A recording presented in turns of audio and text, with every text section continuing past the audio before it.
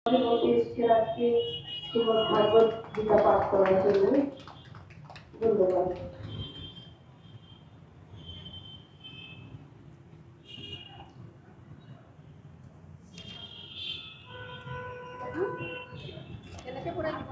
এইটো ল'ৰা এটা মতা মানুহ এজন দিলে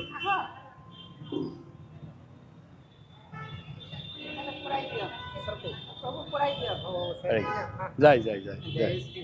জয় শ্ৰী জয় শ্ৰী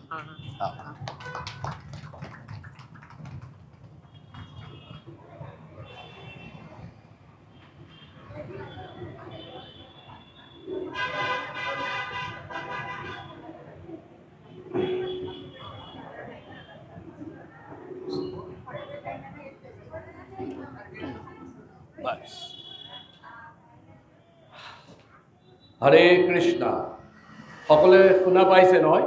এইটো অলপ বেছি হৈছে নেকি মাইকটো অলপ কমাই দিলে হ'ল নকমে এইটো নকমে ঠিক আছে যাই হৰে কৃষ্ণ বঢ়িয়া এতিয়া ভাল হৈছে কি দিব অঁ কিহৰ কাৰণে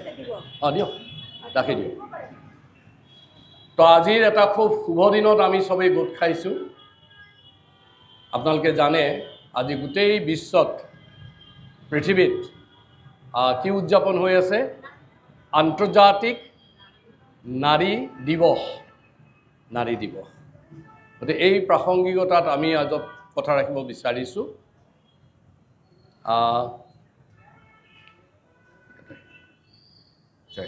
তুলসী পাত থাকিলে এটা দি দিলে হ'ল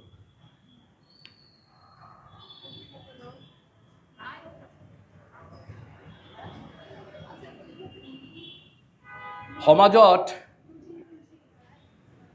মহিলা নাৰী বা মহিলা সম্পদ বুলি কোৱা হয় আৰু এই নাৰী সমাজৰ এটা সমাজত অনন্য এটা ভূমিকা থাকে অনন্য মানে কি ইউনিক মানে পৃথিৱীত বিশ্ব ব্ৰহ্মাণ্ডত মহিলাৰ নাৰীসকলৰ এটা বিশেষ ভূমিকা আছে আছিল আৰু থাকিব গতিকে এই ক্ষেত্ৰত শাস্ত্ৰবিলাকত বহুত ধৰণৰ উল্লেখ আছে বিশেষকৈ ভাগৱত গীতা ভাগৱতম তাৰপিছত দেৱী মাহাত্য আদি বিভিন্ন যিবিলাক আমাৰ শাস্ত্ৰ আছে তাত মহিলাৰ ভূমিকাৰ ওপৰত সম্পৰ্কত খুব সুন্দৰভাৱে সূক্ষ্মভাৱে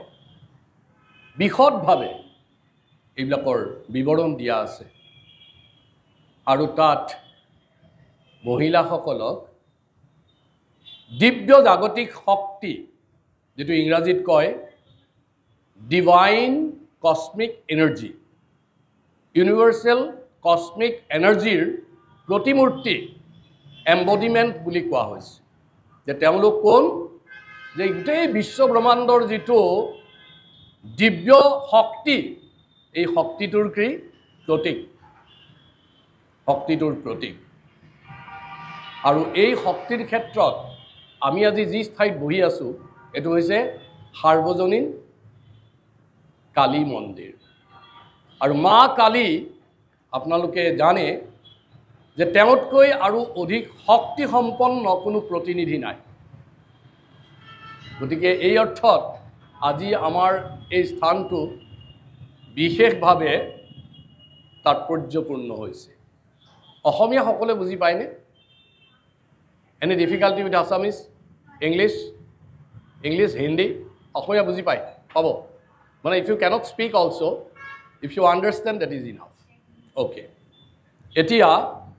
মই আজিৰ এই দিনটো আপোনালোকৰ খুব ব্যস্ততাত গ'ল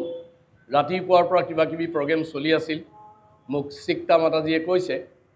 যে মই অহাৰ আগতে ইয়াত যোগ চলি আছিল যোগা চলি আছিল নৃত্য চলি আছিল যে সবেই ভাগৰুৱা হৈ গৈছে এইটো সময়ত আচলতে কথা কৈ মানুহক কষ্ট দিয়া উচিত নহয়, মই বুজি পাওঁ। কিন্তু এইটো যিহেতু মোক এইটো আদেশ কৰা হৈছে, সেইবাবেই মই অকণমান 5টা দিশৰ ওপৰত, নাৰীৰ 5টা দিশৰ ওপৰত আলোকপাত কৰিবৰ কাৰণে চেষ্টা কৰিম। ইফালে মাতাজি মোক দি দিয়ক। তুলসী মহাৰাণী কি যায়। এই যে নাৰীৰ শক্তিৰ কথা কোৱা হৈছে, দেখা যায় যদি প্ৰয়োজন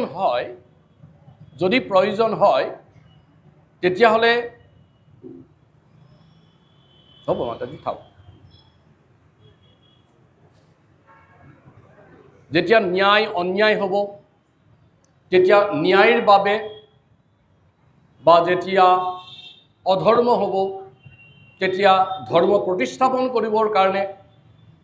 বা যেতিয়া শান্তশিষ্টৰ ওপৰত দুষ্টৰ আক্ৰমণ হয় তেতিয়া দুষ্টবিলাকক দমন কৰিবৰ বাবে মহিলাসকলে প্ৰচণ্ড উগ্ৰ এটা মানে ক্ৰোধিত ভয়ংকৰ ৰূপ ধাৰণ কৰিব পাৰে। ধাৰণ কৰিব পাৰেৰ অৰ্থ এইটো নহয় যে তেওঁলোকে অনবৰতেই সকলো সময়তে এটা ভয়ংকৰ মূৰ্তি লৈ থাকে, এইটো নহয়। ইয়াৰ বিপৰীতে যেতিয়া প্ৰয়োজনত নহয়, সাধাৰণ অৱস্থাত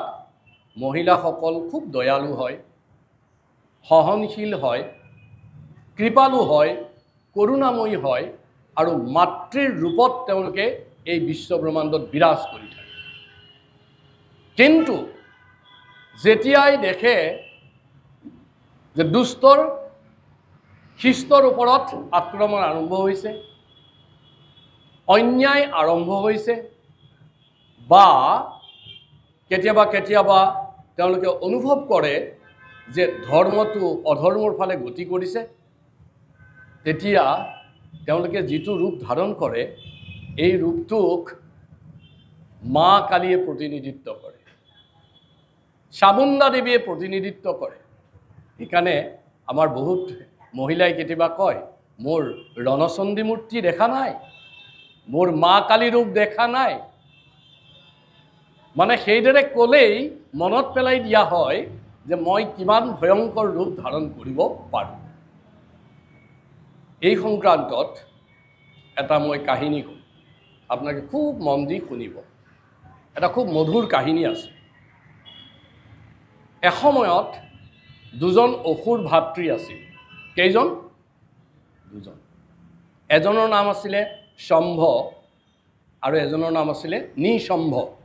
দুইজনে কি আছিলে? অসুৰ। আৰু অসুৰবিলাকৰ এটা স্বভাৱ কি যে তেওঁলোকে সাধাৰণতে বিষ্ণুৰ পূজা নকৰে, বিষ্ণুৰ বৈৰী হয়, বিষ্ণুৰ এনিমি হয়। আৰু পূজা কাৰ কৰে? শিৱৰ কৰে। পূজা কাৰ কৰে? ব্ৰহ্মাৰ কৰে। আৰু তেওঁলোকক খুব কঠোৰ তপস্যা কৰি কৰি কৰি প্ৰসন্ন কৰে। এই শম্ভ আৰু নিশম্ভ তেওঁলোকে কৰিছে কি? ভীষণ তপস্যা কৰি কৰি কৰি ব্ৰহ্মাক সন্তুষ্ট কৰিছে। কাক সন্তুষ্ট কৰিছে? ব্ৰহ্মাক সন্তুষ্ট কৰিছে। এতিয়া ব্ৰহ্মা আহিল, ব্ৰহ্মা আহি সুধিছে যে তোমাৰ যিটো তপস্যা তাত মই সন্তুষ্ট হৈছোঁ, এতিয়া তোমাক কি বৰদান লাগে কোৱা। দুইজনকে এতিয়া ক'লে যে আমাক এনেকুৱা বৰ দিয়ক যে যাতে আমাৰ কোনো পুৰুষ সত্তাৰ হাতত নিধন নহয়, কোনো পুৰুষৰ হাতত আমাৰ কি নহয়? নিধন নহয়, মৃত্যু নহয়। কিয় কৰিলে এইটো কথা জানেনে? তাৰমানে তেওঁলোকে নাৰীক সদায় কি ভাবিছিলে? দুৰ্বল ভাবিছিলে, মানে শক্তিটোক পৰিচয় পোৱা নাছিল। গতিকে এইটো তেওঁলোকৰ দাম্ভিকতা। তেওঁলোকে ভাবিছে যে আমাকনো কোনে মাৰিব পাৰিব? এজন পুৰুষ হ'ব লাগিব। গতিকে কোনো পুৰুষৰ হাতত যদি মোৰ নিধন নহয় মই অমৰ হৈ যাম। আচ্ছা, এতিয়া আৰু এটা প্ৰশ্ন আহে যে তেওঁলোকে অমৰত্ব কিয় নিবিচাৰিলে? কাৰণ আগতে ইতিহাসত বহুত এনেকুৱা কথা আছে য'ত অমৰত্ব বিচাৰি মানুহবিলাক মৰি গৈছিল হিৰণ্যকশিপু মৰি গ'ল অমৰত্ব বিচাৰিছিল নোৱাৰিলে নাপালে যে আমি আৰু অলপ টেকনিক লগাই দিওঁ যে কোনো পুৰুষৰ হাতত যাতে আমাৰ কি নহয় নিধন নহয় তো ব্ৰহ্মাই কি কৰিলে তথাস্তু বুলিলে চ' ইট বি আপুনি যি তোমালোকে যি বিচাৰিছা সেয়েই হওক আচ্ছা আৰু এটা প্ৰশ্ন মনত আহে যে ব্ৰহ্মাই এনেকৈ যে কৈ দিয়ে অলপতো ভাবি চাব লাগে ন কিয় নকয় কাৰণ ব্ৰহ্মা বিষ্ণু শিৱ এই ত্ৰিমূৰ্তি মাজত খুব বুজা পৰা আছে ব্ৰহ্মাই জানে যদি মোৰ বৰদানটোত কিবা ইফাল সিফাল হয় এইটো বিষ্ণুৱে চম্ভালি ল'ব ঠিক নাই শিৱই চম্ভালি ল'ব বা বিষ্ণু পত্নী লক্ষ্মীয়ে চম্ভালি ল'ব বা শিৱপত্নী পাৰ্বতী সতী দুৰ্গা কালী চম্ভালি ল'ব এইকাৰণে আৰু তথাস্তু গৈ পেলাই কি হ'ল গুচি গ'ল আৰু এওঁলোকতো জানে অসুৰে যেতিয়া বৰ প্ৰাপ্ত হয় খুব আনন্দ পায় আৰু একদম তহিলং ঘটিলং কৰি ফুৰিছে গোটেইখন মানে এই মৰ্তলোক জয় কৰি লৈছে তাৰপাছত তেওঁলোক সোমাইছেগৈ ক'ত ইন্দ্ৰলোকত দেৱলোকত গৈছে হুলস্থুল কৰি দিছে লণ্ড ভণ্ড কৰি দিছে তেতিয়া কোনেও তেওঁলোকক মৃত্যু দিব নোৱাৰে নিধন কৰিব নোৱাৰে কিয় ব্ৰহ্মাৰ বৰ আছে পুৰুষৰ হাতত পৰাজয় নহয় যে পুৰুষবিলাকে এই কথাটো গম পায় এইফালে যেতিয়া সম্ভ নিসম্ভ আহে পাছফালেদি পলাই গুচি যায় এনেকৈ সাংঘাতিক এটা অৱস্থাৰ সৃষ্টি কৰিছে আচলতে এই নিসম্ভ বুলি যিজন অসুৰ আছিল তেওঁ আচলতে আসক্তি আৰু লোভৰ প্ৰতীক আছিল কিহৰ দুটা বস্তু আসক্তি আৰু লোভ মানে কি তেওঁলোকৰ এটাচমেণ্ট আছিল মানে এই জড়জগতৰ বস্তুৰ প্ৰতি খুব আসক্তি আছিল আৰু লোভ গ্ৰীড আছিল কাৰ নিসম্ভৰ আৰু সম্ভ আছিলে খুব দাম্ভিক ইগোইষ্ট খুব দাম্ভিক এই দম্ভৰ প্ৰতীক হ'ল সম্ভ আৰু কিহৰ লোভ আৰু আসক্তিৰ প্ৰতীক হ'ল নিসম্ভ কোনেও নোৱাৰে আৰু ইহঁতবোৰে একদম গোটেই জয় জয়কাৰ কৰি বহি আছে তেতিয়া দেৱতাসকলে গৈ তুতি কৰিছে বিষ্ণুক তুতি কৰিছে বিষ্ণুৱে কৈছে হ'ব ৰ'বা তাহাঁতৰ টাইম আহিব দিয়া শিৱৰ ওচৰত গৈছে শিৱটো জানেই ভোলানাথ আশুতোষ সদাশিৱ সদায় ধ্যানত বহি থাকে ভাবিলে যে শিৱৰ পত্নীৰ ওচৰত যোৱাই ভাল গতিকে কাৰ ওচৰত গ'ল মা পাৰ্বতী সতীৰ ওচৰত গ'ল সেই সতীক গোটেইখিনি কথা সদৰি কৰিলে কোনে দেৱতাসকলে আৰু তেতিয়া মা কালী ৰূপ ধাৰণ কৰি পাৰ্বতীয়ে দুৰ্গা ৰূপ ধাৰণ কৰি এই সম্ভ নিসম্ভ নোহোৱা কৰি দিলে ফিনিছ গতিকে এইটো আমি দেখিলোঁ যে যেতিয়া পুৰুষে অন্যায় বিৰুদ্ধে যুঁজিবলৈ অসমৰ্থ হয় বা ধৰ্ম প্ৰতিষ্ঠাপন কৰিবলৈ অসমৰ্থ হয় বা দুষ্টক দমন কৰিবলৈ অসমৰ্থ হয় তেতিয়া কাৰ সহায় লয় নাৰীৰ মা কালীৰ আৰু মা কালী হ'ল মই ইতিমধ্যে কৈছোঁ মহাজাগতিক শক্তি দিব্য শক্তি নাৰীৰ প্ৰতীক গতিকে এইটো হৈছে মোৰ ক'ব লগা কথাৰ 1 নম্বৰ কথাটো শেষ 5টা কথা ক'ম দ্বিতীয়তে এই নাৰীসকলক শক্তিৰ এটা প্ৰকাশ বুলি কোৱা হয় মানে যেতিয়া শক্তিটোৱে প্ৰকাশ লাভ কৰে তেতিয়া সেইটো নাৰী ৰূপ ধাৰণ কৰে আৰু স্ত্ৰী নাৰী বা মহিলাৰ অবিহনে এই বিশ্ব জগতখন নিজে নিজে জীৱন্ত হৈ উঠিব নোৱাৰে এইবিলাক সব বৃতমান হৈ থাকে যেতিয়ালৈকে কোনো নাৰী মহিলা বা স্ত্ৰী নাহে তেওঁলোকৰ অবিহনে এই গোটেই বিশ্ব ব্ৰহ্মাণ্ডখন কেনেকুৱা হৈ থাকে মৃতপ্ৰায় মানে ইউনিভাৰ্ছ ইটসেল্ফ cannot function without নাৰী চব মানে মৃতপ্ৰায় হৈ থাকিব শ্ৰীমদ ভাগৱতম আপোনালোকে সকলোৱে জানে শ্ৰীমদ ভাগৱতৰ 12টা স্কন্ধ there are 12 cantos তাতে 4th canto যিখন তাৰে 4ৰ্থ অধ্যায়টোত শিৱৰ পত্নী পাৰ্বতীয়ে অসন্মান বা আত্ম অভিমান এটো ৰক্ষা কৰিবৰ বাবে তেওঁ নিন্দা সহ্য কৰা নাছিল আৰু বিশেষকৈ যেতিয়া আপোনালোকে এই কাহিনীটো জানে তেওঁৰ পিতা কোন পাৰ্বতীৰ পিতা কোন আছিল দক্ষ দক্ষই আচ্ছা দক্ষ মানে কি জানে নাই অৰ্থটো দক্ষ মানে দক্ষ মানে পাৰ্গত এক্সপাৰ্ট আৰু কিহত এক্সপাৰ্ট আছিল জানে এই সতি সন্ততি জন্ম দিয়াত খুব ভাল আছিল 60 জনী তেওঁৰ ছোৱালী আছিল কিমান জনী 60 জনী ছোৱালী 60 মানে ফ্যামিলি প্ল্যানিং সেনিং এবোৰ কৰবাত থাকিব তেতিয়া 60 জনী ছোৱালী আৰু ল'ৰাটো আছে আৰু একেবাৰে সৰুজনী মানে আমাৰ আজিকালি 10টা মান জন্ম হলে একদম লাষ্টৰটো বেমাৰী সেমাৰী হৈ জন্ম হয় আৰু এই দক্ষৰ 60 নম্বৰ ছোৱালীজনী আটাইতকৈ সৰুজনী হৈছিল পাৰ্বতী সবচে পাৱাৰফুল বাকি কিটা কথা নকওঁৱে আৰু কিমান আছিল এই দুৰ্বলটোৱে কিমান পাৱাৰফুল এই দক্ষৰ মানে নুমলীয়া আটাইতকৈ যে ইয়াংগেষ্ট ডটাৰ তেওঁ আছিল কোন পাৰ্বতী আৰু পাৰ্বতীয়ে মানে শিৱক খুব ভাল পাইছিল আৰু তেওঁ যেতিয়া লাহে লাহে ডাঙৰ হৈ আহিলে তেতিয়া শিৱক বিয়া কৰিবৰ বাবে ইচ্ছা কৰিলে বিবাহ হোৱাৰ কাৰণে ইচ্ছা কৰিলে আৰু দেউতাকক গৈ ক'লে যে দেউতা মই অলপ বিয়াৰ কথা ভাবিছোঁ বোলে মা কাৰ কথা ভাবিছা বোলে মই সদাশিৱৰ কথা সদাশিৱ এইটো কেনেকৈ হ'ব ঘৰ নাই বাৰী নাই গাড়ী নাই থাকিবলৈ ভাল প্ৰসাদ নাই এইটো কেনেকৈ হ'ব কাপোৰ চাপোৰ নিপিন্ধে হা দিগম্বৰ মানে আকাশখনকেই কাপোৰ বুলি ঘূৰি ফুৰে গাত ভস্ম খানি ফুৰে এইটো নহ'ব অলপ বেলেগ চিন্তা কৰা হ'ব মই কৰি দিম শিৱৰ কথা পাহৰি যোৱা তেতিয়া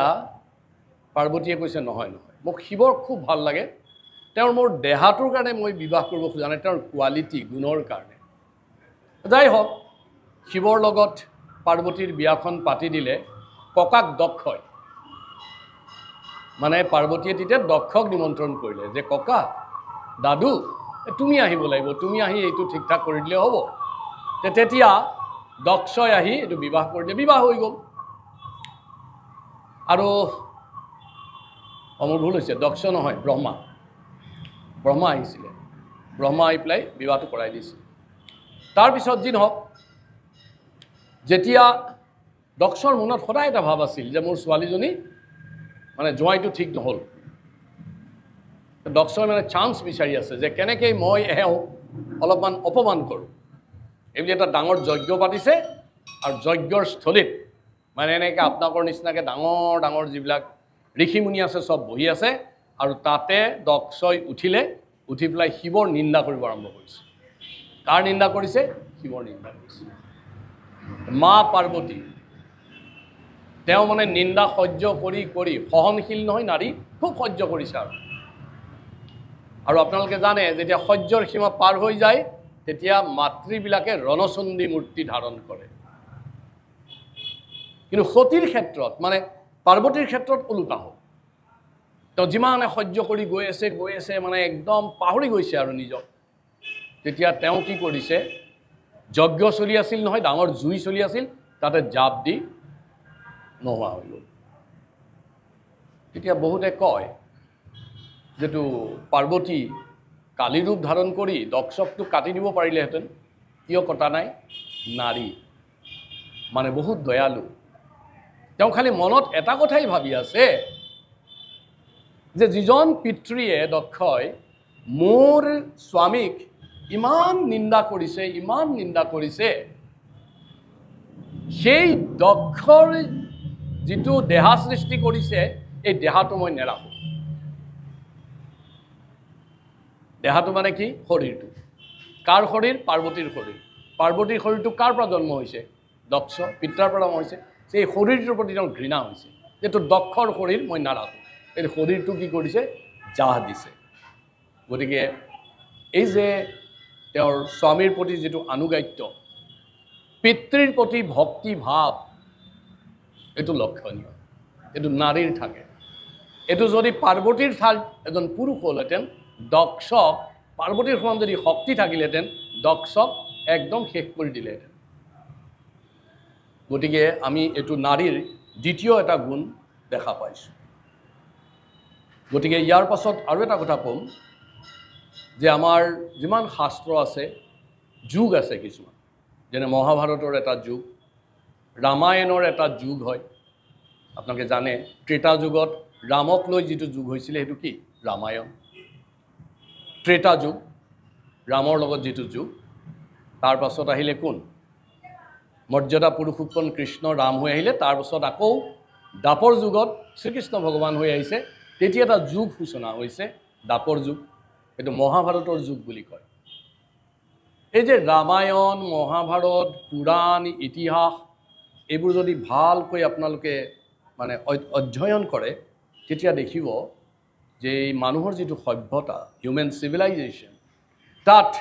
বিভিন্ন সময়ত এই মহিলাবিলাকে খুব গুৰুত্বপূৰ্ণ ভূমিকা গ্ৰহণ কৰিছে গুৰুত্বপূৰ্ণ ভূমিকা গ্ৰহণ কৰিছে যেটো ভূমিকা কোনো পুৰুষে আজিলৈকে গ্ৰহণ কৰিব পৰা নাই মই এটা সৰু এক্সাম্পল দিওঁ ৰামায়ণত আটাইতকৈ হিৰো কোন আছিলে ৰামচন্দ্ৰ আৰু হিৰোইন কোন আছিলে সীতা দেৱী ভিলেইন কোন আছিলে ৰাৱণ পুৰুষৰটো হিচাপ নাই লক্ষণ আছিলে এনেকৈ বহুত আছিলে কিন্তু তেওঁলোকৰ যিবোৰ কাউণ্টাৰ পাৰ্ট তেওঁলোকৰ লগত যিসকল নাৰী আছিল তেওঁলোকৰ ভূমিকা তেওঁলোকৰ পতিবিলাকতকৈ কিন্তু বহুত গুৰুত্বপূৰ্ণ আছিল যেনে ৰামচন্দ্ৰৰ ক্ষেত্ৰত সীতাৰ যেটো ভূমিকা এটো লক্ষণীয় লক্ষ্মণৰ ক্ষেত্ৰত লক্ষ্মণ যিমান স্বীকাৰ কৰিছে যিমান কষ্ট কৰিছে তেওঁৰ পত্নী উৰ্মিলাই তাতকে বহুত বেছি কষ্ট স্বীকাৰ কৰিছিলে কিন্তু এইবিলাক আলোচনা কৰা নহয় এটো উৰ্মিলাৰ গাতটো দুখ নাই দুখ কাৰ আমাৰ গাত আমি মহিলা নহয় বেছি আলোচনা নকৰোঁ ৰাম লৈ ৰামায়ণ হৈছে য'ত ৰামে আয়ন লৈছে ৰামৰ পথ বুলি কৈছে কিন্তু সীতায়নটো হোৱা নাই হ'ব নালাগিছিল নেকি সীতাইটো কম স্যাক্ৰিফাইস কৰা নাই এটো কাৰ দুখ ৰামৰ দুখ নে সীতাৰ দুখ আমাৰ মানে আমি আমাৰ পুৰুষসকলক বেছি প্ৰাধান্য দিওঁতে মানে কেতিয়াবা অজানিতে মহিলাৰ গুৰুত্বটো আমি নিদিয়াকে পাৰ হৈ যাওঁ ৰামৰ বনবাস হৈছে কোনে বিচাৰিছিলে ৰামৰ বনবাসটো কৈকেয়ী তেওঁ সীতাক বনবাস দিছিলে নেকি এটোতো কণ্ডিশ্যন নাছিলে যে ৰামকহে বনবাস দিছে ৰামটো যাবই লাগিব বনবাস দিয়া হৈছে নিজে ভলেণ্টাৰি কৰি কোনে গৈছে সীতা গতিকে ৰাম বিখ্যাত নে সীতা বিখ্যাত দুয়ো বিখ্যাত মই এইটো কথা কোৱা নাই মানে সীতা কোনোগুণেই কম বিখ্যাত নহয় ৰামটো যাবই যাব লগা আছে এটো কণ্ডিশ্যনে আছিলে কৈকেয়ী হেতু তেওঁৰ শৰ্ত দিছিলে যে ৰাম 14 বছৰ বনবাস হ'ব কোৱা নাই লক্ষ্মণ আৰু সীতাও লগত যাব লাগিব কোৱা নাই কিন্তু সীতাৰ লগত গৈছে তেনেকে লক্ষ্মণ যেতিয়া গৈছে তেতিয়া তেওঁৰ পত্নী উৰ্মিলা কৈছে ময়ো বনবাসত যাওঁ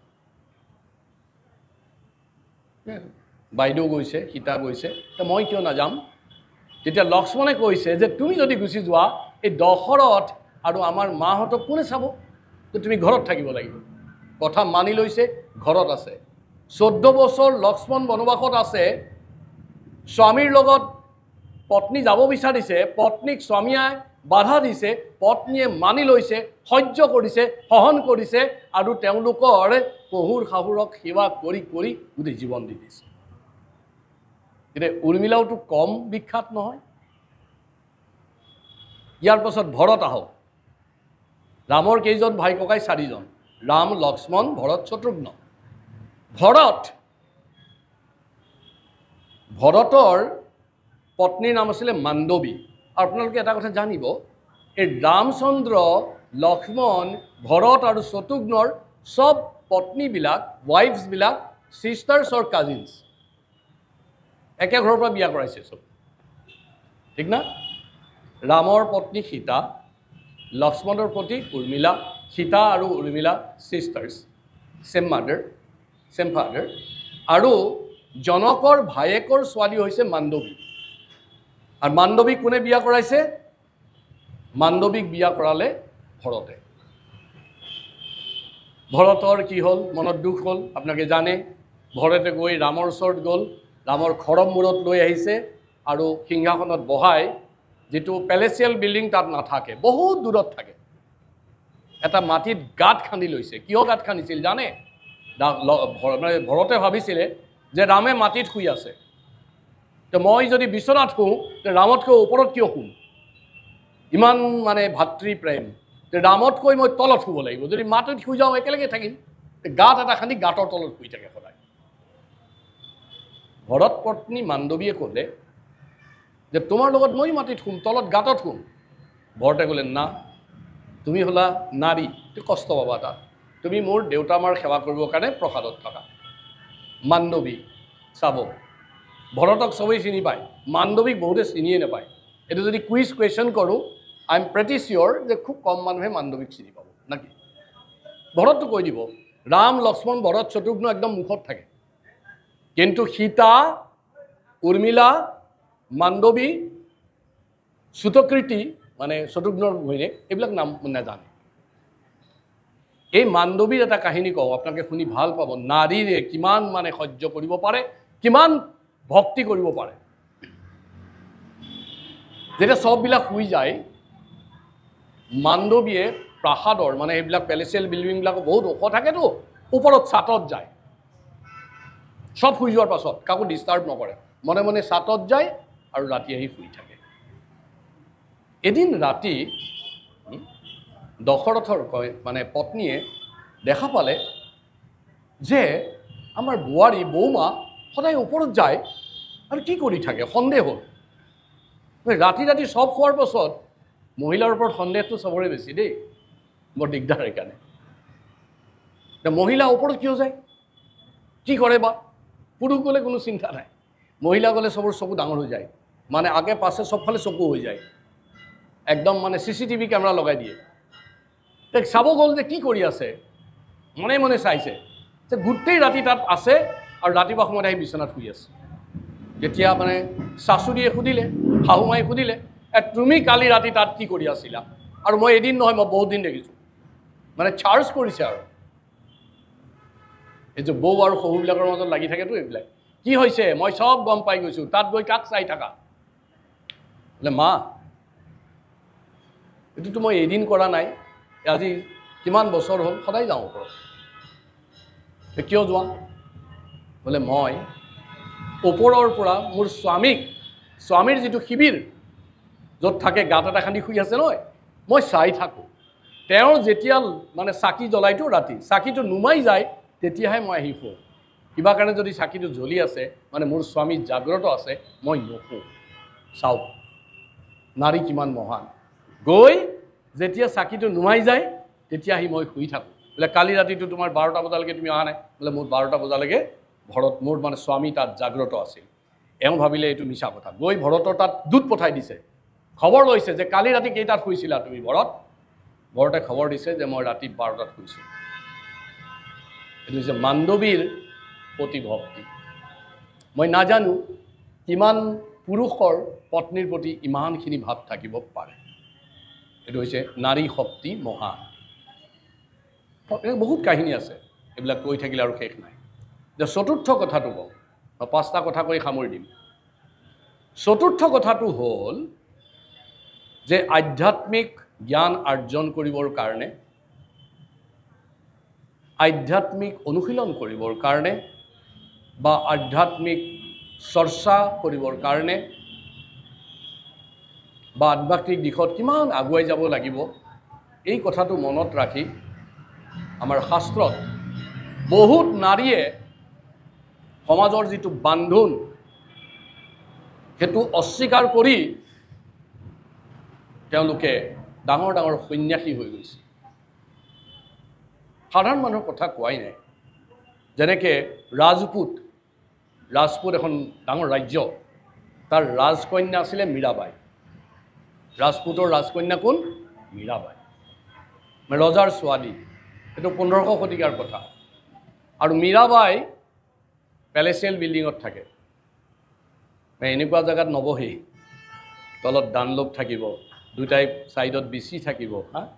এনেকুৱা জেগাত মীৰাবাই থাকে যেতিয়া মীৰাবাই গম পালে যে এইবিলাক জীৱনত মোৰ একো কামত নাহে তেতিয়া সেই ৰাজগৃহটো ত্যাগ কৰিলে তেওঁৰ যিটো পেলেচিয়েল বিল্ডিং সেইটো ত্যাগ কৰিলে কৰি পলাই কৃষ্ণ প্ৰেমৰ ভক্তিত নিমগ্ন হৈ বৃন্দাবন গুচি গৈছে আৰু বৃন্দাবন আহিছে এনেকুৱা নহয় যে পাঁচটা পুৰা একদম টিম লৈ আহিছে এটাই ভাত বনাই দিব এটাই চুলিয়া চুলি দিব এটাই কাপোৰ ধুই দিব এটাই কাপোৰ ইস্ত্ৰি কৰি দিব যিটো পেলেচিয়েল বিল্ডিঙত পাইছিল বাবাৰ ঘৰত যেতিয়া আছিলে ৰাজপুতত যেতিয়া আছিলে পুৰা পাইছিল সব ত্যাগ কৰি তেওঁ সন্যাসী হৈ গৈছিল তে মহিলাই কৰিব পাৰে এইবিলাক সব ত্যাগ কৰি দিব পাৰে ভগৱানক পাবৰ কাৰণে এনেকুৱা তামিলনাডুত এগৰাকী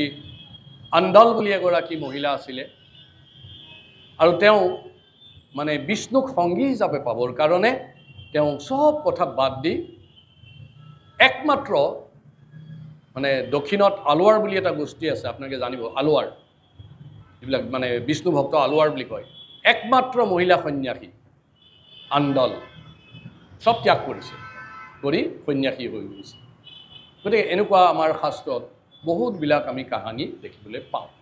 এতিয়া মই শেষৰ কথাটো কৈছোঁ তাৰপিছত মই বিৰাম কৰিম এইটো হৈছে এনেকৈ মহিলাই নচলায় উৎপাত কৰি নাযায় ন যায় নেকি আপোনালোক গ'লেও ইমান উৎপাত নহয় চাগে যাই হওক শাস্ত্ৰত এটা কথা হৈছে সকলোৱে মোৰ লগত গাব অতিথি দেৱো ভৱঃ মাতবোৰ কিয় সৰু মাইকটো দিম নেকি অতিথি দেৱো ভৱঃ পিতৃ দেৱো ভৱঃ আচাৰ্য দেৱো ভৱঃ মাতৃ দেৱো ভৱঃ অৰ্থ কি দেৱো ভৱঃ লাইক গড ভগৱানৰ দৰে কাৰ কথা কোৱা হৈছে অতিথি অতিথি মানে গেষ্ট যে আপোনাৰ ঘৰলৈ যদি কোনোবা মানুহ সোমাই আহিছে যিজন আপোনাৰ নিজৰ মানুহ নহয় অচিনাকি মানুহ যদি সোমাই আহে তেতিয়াহ'লে কি বুলি কোৱা হয় অতিথি বুলি কোৱা হয় আৰু অতিথিক যেতিয়া শুশ্ৰূষা কৰে এইটো আতিথ্য বুলি কয় হস্পিটেলিটি ইংৰাজী কিমান সুন্দৰ নাম ন অতিথি আহিছে আতিথ্য কৰিছে তা আজিকালি নোৱাৰি আৰু আজিকালি CCTV কেমেৰা লগাই থৈ দিয়ে অতিথি আহিব নোৱাৰে যাতে কাৰণ আজিকালি অতিথিবিলাকে অতিথিৰ ৰূপত ভয়ংকৰ মানুহ আহে মানে আগৰ দিনত তেনেকুৱা নাছিল সেইকাৰণে অতিথি দেৱো ভৱঃ যে যদি কোনোবা অতিথি আহে তাক দেৱতাৰ নিচিনা বুলি ভাবিব লাগে সেইটো আমাৰ বিয়া চিয়াত কেতিয়াবা নিমন্ত্ৰণ নকৰা মানুহ আহিলে খুব ভালকৈ খুৱায় কিয় জানে কাৰণ অনিমন্ত্ৰিত অতিথি সাক্ষাৎ দামোদৰ মানে কেতিয়াবা আমি ভগৱানৰ তাত আজিকালি দিয়ে চিঠি গৈ প্ৰথমতে গণেশক মাত দি আহে গণেশ আহিবা বিয়ালে বুলি ফাৰ্ষ্ট চিঠিখন বোলে গণেশক দিয়ে তাৰপিছত নিজৰ মাতুলবিলাকক দিয়ে মামাৰ ঘৰত দিয়ে না এনেকৈ দিয়ে কিন্তু আজিকালি ইমান হাইফাই হৈ গ'ল মানে গেটৱেত যদি বিয়া পাতে ভগৱানে কেতিয়াবা নিমন্ত্ৰণ নাপায় মানে চিঠিখন দিব থাকি যায় তেতিয়া ভগৱান নিজে আহি যায় মানে ভগৱান ইমান দয়ালু না বিয়াখন যাওঁ অলপমান কৃপা কৰি আহোঁ তেতিয়া ভগৱানকতো কোনো চিনি নাপায় ভগৱানক এইটোতো মানুহ মাতাই নাই ন ইনভিটেশ্যন নাই কেনেকৈ আহিলে সেইকাৰণে কয়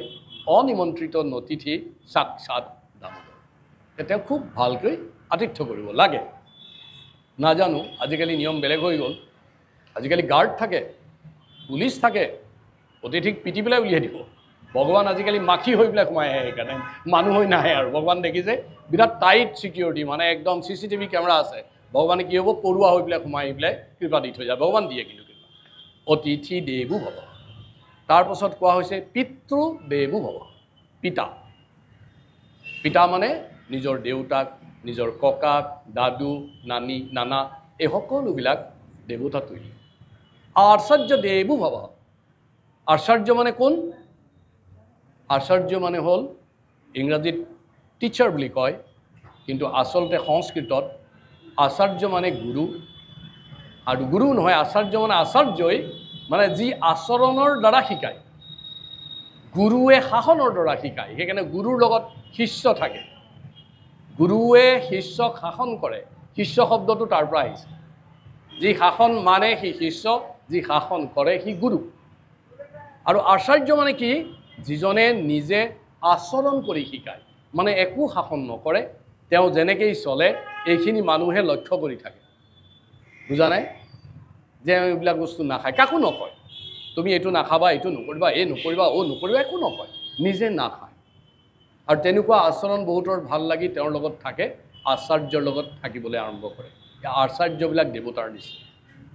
গুৰু দেৱো ভৱ বুলি কোৱা নাই আচাৰ্য দেৱো ভৱ মানে যি আচৰণৰ দ্বাৰা শিকায় তেওঁ দেৱতুল্য আৰু কৈছে মাতৃ দেৱোতৱ মাতৃসকল দেৱতাৰ নিচিনা দেৱীৰ দৰে mothers are like god goddess আৰু শাস্ত্ৰত বহুতো তেনেকুৱা দেৱীতুল্য মাতৃৰ খুব সুন্দৰ লীলা কথা আছে যে মাতৃবিলাক যে দেৱীতুল্য এই সম্পৰ্কত শাস্ত্ৰত খুব সুন্দৰ সুন্দৰ কিছুমান কাহিনী আছে যেনে আপোনালোকে দেখিব কুন্তী দেৱী কাৰ মাক হয় পাণ্ডৱৰ মাক আৰু তেওঁ অত্যন্ত বিনম্ৰ আছিল সাহসী আছিল আৰু কৃষ্ণৰ প্ৰতি অগাধ ভক্তি আছিল আৰু তাতোতকৈ ডাঙৰ বস্তু এটা আছিল তেওঁৰ জ্ঞান পুৰুষতকৈ বেছি আছে সেইকাৰণে এখন শাস্ত্ৰ আছে নামটো হৈছে কুন্তী শিক্ষা টিচিংছ অফ কুন্তী আপোনালোকে যদি ইস্কন মন্দিৰত যায় এখন কিতাপ পাব কিতাপখনৰ নাম কি টিচিংছ অফ কুন্তী টিচিংছ অফ পাণ্ডু নহয় কিন্তু তেওঁৰ স্বামীৰ কিতাপ নহয় তেওঁ লিখিব পাৰিছে তেওঁৰ জ্ঞান তাৰমানে স্বামীতকৈ বেছি এখন শাস্ত্ৰ হৈ গৈছে টিচিংছ অফ কুন্তী আৰু ইফালে ধৃতৰাষ্ট্ৰৰ পত্নী কোন কৌৰৱ মা গান্ধাৰী বহুতে বেয়া পায় বোলে ইমান বেয়া ল'ৰা ছোৱালীবোৰ জন্ম দিলে 100টা বেয়া দিছে আৰে দিছেতো জন্ম 100টা আমি এটা দিওঁতে অৱস্থা বেয়া হৈ যায় এডমিশ্যন দিবৰ কাৰণে কিমান হাহাকাৰ লাগি যায় মোক এজন মানে গাৰ্জেনে এবাৰ কৈছে যে IITতে ছিট পাবলৈ সহজ ছেণ্ট মেৰিজত ছিট পোৱা আৰু টান যে IITতে ছিট পাবলৈ সহজ ডন বস্কোত ছিট পোৱা বৰ টান এটা জন্ম দিয়াই টান আৰু গান্ধাৰীয়ে কিমান জন্ম দিছে 100টা আৰু 100টাই কিন্তু কোনোটো দুৰ্বল নহয় ভাল বেয়া পাছত হ'ব এইটো এটা বেলেগ কাহিনী আৰু কিন্তু প্ৰত্যেকটোৱে বিৰাট বীৰ্যৱান মানুহ মানে দুৰ্যোধন দুঃশাসন এইবোৰতো আৰু নাম কৰা উৎপতীয়া এই গান্ধাৰীৰ কিন্তু চাব লগা এটা কথা হৈছে গান্ধাৰী জ্ঞানত ধৰ্মত অন্ধ নহয় ধৃতৰাষ্ট্ৰ এইটো অন্ধ আৰু ধৰ্মও কম জানে কিন্তু ধৰ্মান্ধ বুলি কয় কিন্তু গান্ধাৰী নহয় স্বামীৰ ভক্তিত চকুত পাতি মাৰি লৈছে এইটো খুলি দিলে সব দেখি যাব জন্মান্ধটো নহয় হয় নহয় গতিকে গান্ধাৰীৰ ত্যাগ ধৃতৰাষ্ট্ৰতকৈ বেছি তাৰ পাছত চাব ধৃতৰাষ্ট্ৰই অধৰ্মৰ পক্ষপাতিত্ব কৰিছে দুৰ্যোধনৰ পক্ষপাতিত্ব কৰিছে এই সন্তানবিলাক এই মাতৃবিলাকে জানিব কিমান মৰমৰ মানে পিতৃতকৈ মাতৃৰ সন্তানৰ প্ৰতি যিটো সন্তান প্ৰেম পুত্ৰ প্ৰেম পুত্ৰী প্ৰেম বহুত বেছি এইটো মই ক'বই নালাগে এইটো সকলোৱে বুজি পায় আৰু মই ক'লে অলপ ভাল হৈছে আৰু মই যদি নাৰী হ'লোহেঁতেন মানুহে ক'লেহেঁতেন মাইকী মানুহটো ক'বই নিজৰ কথা কিন্তু নহয় মইতো কমচে কম ভগৱানে মোক পুৰুষ হিচাপে জন্ম দিছে দূৰ ক'বলীয়া পুৰুষ হৈ আছোঁ নাৰীসকলৰ যিটো কৃষ্ণৰ মানে বাচ্চাৰ প্ৰতি সন্তানৰ প্ৰতি যিটো প্ৰেম সাংঘাতিক প্ৰেম সব যি দিব পাৰে যেতিয়া ল'ৰা ছোৱালী ডাঙৰ হয় মানে এইটো সাধাৰণতে কোৱা হয় ল'ৰা ডাঙৰ হ'ল অফিচত গ'ল চাকৰি কৰে বিজনেছ কৰে বাপেক বুঢ়া হৈ গ'ল আগতে বিজনেছ কৰিছিল এতিয়া নকৰে যে ল'ৰাটো যেতিয়া ডেকা ল'ৰা ই যেতিয়া মানে দেউতাকৰ ঘৰত আহি সোমাই বাপেকে সুধিলে আজি কিমান কামালি মানে বিজনেছ কি ৰকম হৈছে আৰু মাকে যেতিয়া তাক প্ৰথম দেখা পায় ক'লে আজি তোৰ দুপৰীয়া কি খালি বাবা সোনকালে বুদ্ধ আছোঁ মই বনাই থৈছোঁ খা নহয় নেকি আৰু বাপেকে কি সুধিব আজি বিজনেছ কেনেকুৱা হ'ল কওক তোৰ হিচাপ নিকাচ দে কালি 2000 টকা প্ৰফিট কৰিছিলি আজি কিমানক ঠগিলি কওক এইটো হৈছে বাপে আমি আৰু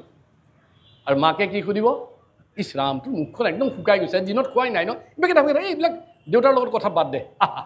আহি পেলাই ভালকৈ মৰম চৰম কৰি কিবা খা প্ৰেম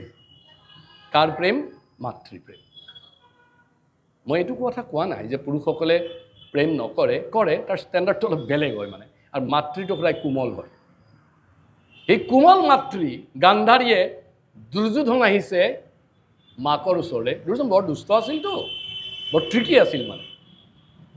ক'লে যে মাৰ ওচৰত গৈ মই এটা কি লৈ আহোঁ আশীৰ্বাদ লৈ আহোঁ কাৰণ মাটো খুব ধাৰ্মিক মায়ে যদি আশীৰ্বাদ দিয়ে সেইটো আশীৰ্বাদ লাগি যাব আৰু মাক ক'লে মা মই আহিছোঁ বাবা বহা কি হ'ল যে তুমি বাৰু এটা কথা কোৱাচোন এই যুদ্ধত কোন জিকিব who will be the winner of the battle মাক বিপদত পৰি গৈছে গান্ধাৰী সাধাৰণ নাৰী নহয় সব জানে মই কৈছোঁ ধৰ্মান্ধ নহয় জ্ঞানান্ধ নহয় সব জানে এনেকৈতো তেওঁ ক'ব নোৱাৰে যিটো নহয় কাৰণ সব জানে তেওঁ কি ক'লে জানে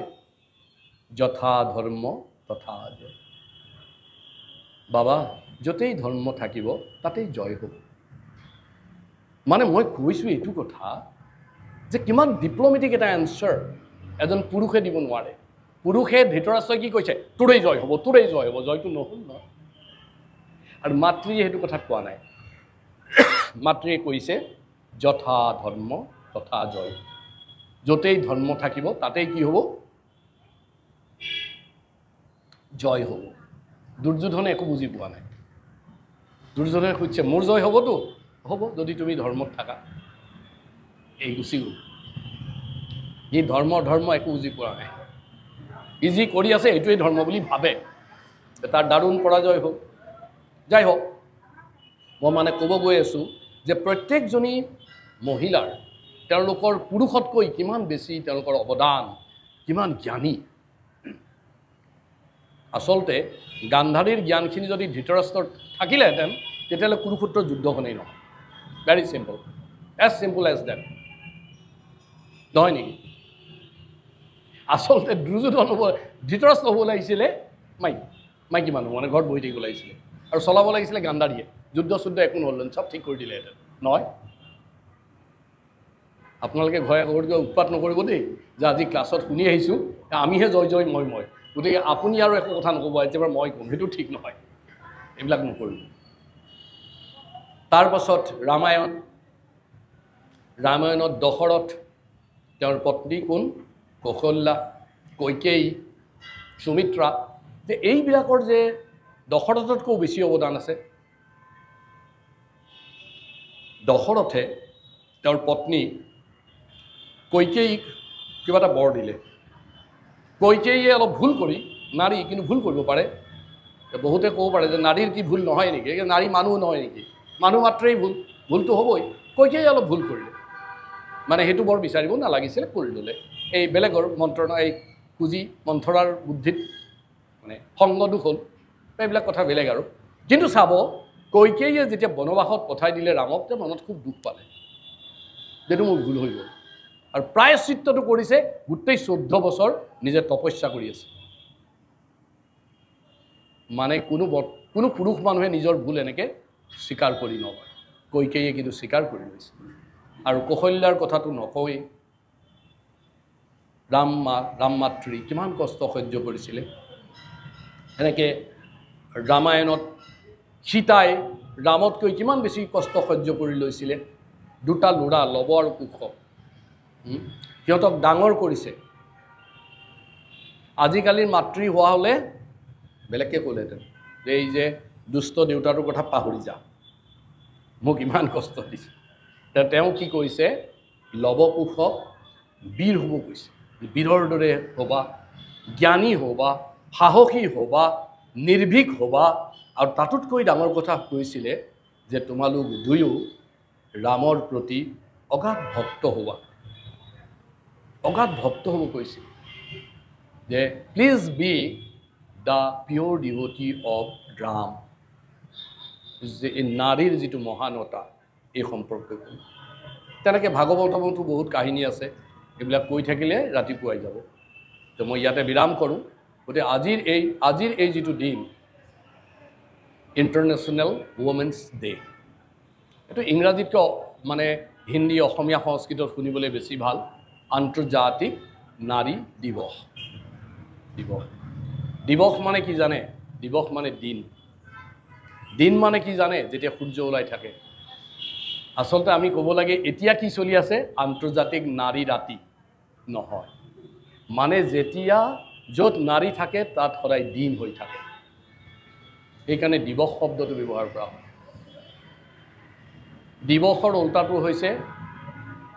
ৰাত্ৰি দিবাকৰ নিশাচৰ গতিকে দিনৰ নিচিনা হৈ যায় কাৰণে এইটো দিৱস বুলি কোৱা হৈছে আন্তৰ্জাতিক নাৰী দিৱস গতিকে এনেকুৱা দিনত আমি কি কৰিব লাগে সংকল্প ল'ব লাগে উই শুড প্ৰমিছ যেনেকৈ আমি নিউ ইয়াৰ্ছত কি কৰোঁ নিউ ইয়াৰ প্ৰমিছ লওঁ নহয় হা আজিকালি লয় নাই নাজানো আগৰ দিনত নিউ ইয়াৰ প্ৰমিছ কৰিছিলে মই এইটো কাম নকৰোঁ মই ইমান বেয়া কাম আৰু কমাই কৰিম ইমানখিনি ভাল কাম কৰিম এইবোৰ প্ৰমিছ এতিয়া দিব্য মাতৃবিলাকৰ প্ৰকাশ যিবিলাক নাৰী আমি অন্ততঃ এটা সংকল্প ল'ব লাগে মই অকল পুৰুষক কোৱা নাই নাৰীও ল'ব লাগে যে তেওঁলোকৰ প্ৰতি আমি শ্ৰদ্ধা আৰু সন্মান প্ৰদৰ্শন কৰিম আপোনালোকে মোৰ লগত একমত নে আচ্ছা কৰিম বুলি নক'ব কাৰণ প্ৰতিজ্ঞা প্ৰমিছ বৰ ডেঞ্জাৰ বস্তু সেইটো নকৰিলে আকৌ অপৰাধ হ'বতো কৰিবলৈ চেষ্টা কৰিম অন্ততঃ ক'ব পাৰে সকলোৱে মোৰ লগত কওক অন্ততঃ মই ক'ব চেষ্টা কৰিছোঁ যে এই দিব্য মাতৃবিলাকৰ প্ৰকাশ স্বৰূপা নাৰীসকলৰ প্ৰতি মই শ্ৰদ্ধা আৰু সন্মান প্ৰদৰ্শন কৰিবলৈ চেষ্টা কৰিম হে দয়াময় মোক সেইখিনি শক্তি দিয়া এটা প্ৰমিছ ল'লোঁ আমি চবেই আপোনালোকে মনে মনে লওক আৰু দ্বিতীয়তে ল'ব লাগে যে শাস্ত্ৰত যিটো আমাক কৈছে যে নাৰীক শিক্ষিত কৰি তুলিব লাগে নাৰীক স্বাধীনতা দিব লাগে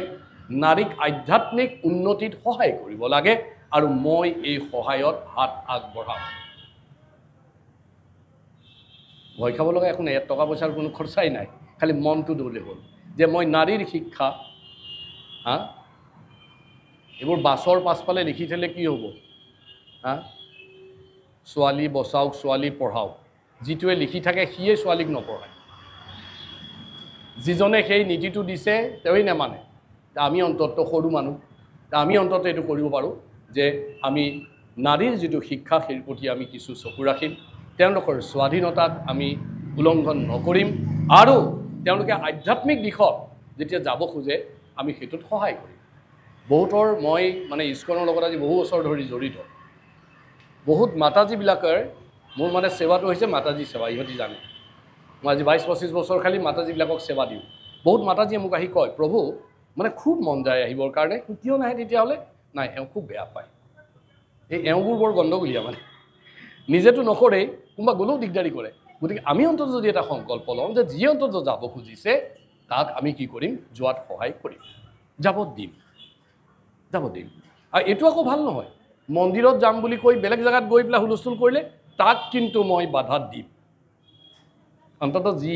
আধ্যাত্মিক দিশত উন্নতি কৰিব বিচাৰিছে তেওঁক আমি কি কৰিম সহায় কৰিম কৰা উচিত আৰু শেষত মই ক'ব বিচাৰিছোঁ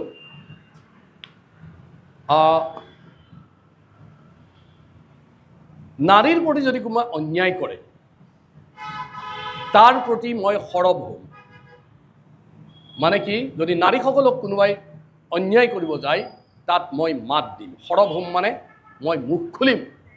মই কাপুৰুষৰ দৰে পলাই নাযাওঁ নাৰীক যদি কোনোবাই অন্যায় কৰে অত্যাচাৰ কৰে অপমান কৰে তাত মই সৰব হ'ম মোৰ শক্তি নাই কিন্তু ভগৱানে মাতটোতো দিছে মই বাহিৰত চিঞৰি দিম ঐ মই বচাব পৰা নাই কোনে বচোৱা এনেকৈতো ক'ম কমচে কম মই মিডিয়াত লিখিম ভালকৈ সৰব হ'ম I will be vocal against the injustice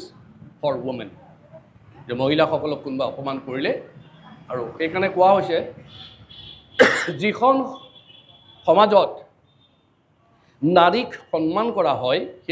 সেইখন সমাজ সদায় কি হয় বিকশিত হয় উন্নতি হয় সেই সমাজৰ আৰু য'ত নাৰীক অপমান কৰা হয় সেই সমাজ লাহে লাহে ধ্বংসৰ মুখলৈ যায় A society that respect the women that flourishes